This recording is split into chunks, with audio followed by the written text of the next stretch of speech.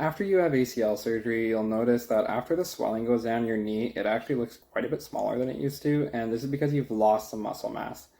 Now, this can actually last for up to a year after surgery, and it's so important because the amount of muscle you have in your leg is directly related to how much strength you have and how quickly you'll get back to those activities that you were doing before surgery. The reason that this happens is number one being you're not using the leg like you used to. You're not putting as much load through the knee, even though you're doing so many exercises to recover, it's just not quite to the same extent as before. Number two is after surgery, there's decreased input from your nervous system to your leg muscles, and that will cause them to decrease in size. The best way to combat this is by following a progressive exercise program, and really there's no better way to do this than through the Curovate app.